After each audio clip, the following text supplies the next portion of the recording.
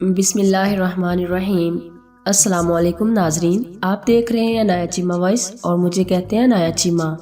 ناظرین، عنایت چیمہ وائس میں ایک بہت ہی خوبصورت اسلامی واقعے کے ساتھ خوش آمدید۔ خلیفہ سلیمان بن عبد الملک کا ایک مؤذن تھا جو قصر خلافت میں 5 وقت اذان دیا کرتا تھا۔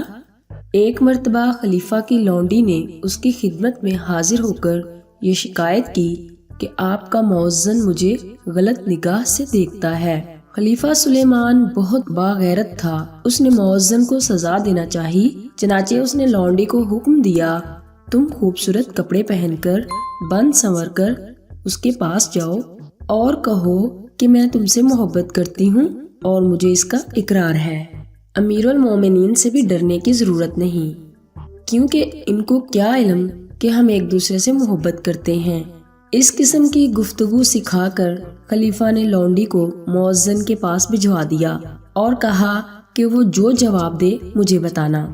لونڈی نے اپنے آپ کو بنایا سنوارا اور مؤذن کے پاس چلی گئی۔ اس نے اس مفہوم کی گفتگو مؤذن سے کی تو مؤذن نے فوراً چہرہ آسمان کی طرف کر لیا اور کہا، اے میرے بزرگوں برتر رب، تیرا خوبصورت پردہ کدھر ہے کہ میں اس میں چھپ جاؤں؟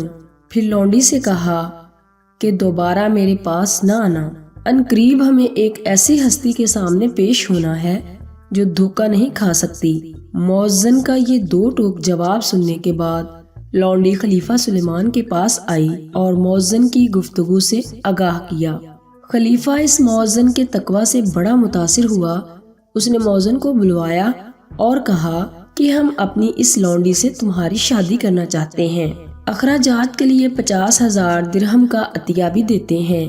مؤذن نے عرض کیا، امیر المومنین، میں نہایت احترام کے ساتھ آپ کے ہبہ اور عطیہ کو واپس کرتا ہوں، مجھے اس سے دور ہی رکھیں۔ اللہ کی قسم، جب میری پہلی نظر اس پر پڑی تو وہ مجھے بڑی خوبصورت لگی اور میرے دل میں اس کی چاہت پیدا ہوئی، مگر اس کے ساتھ ہی میرے دل میں رب کا خوف پیدا ہوا۔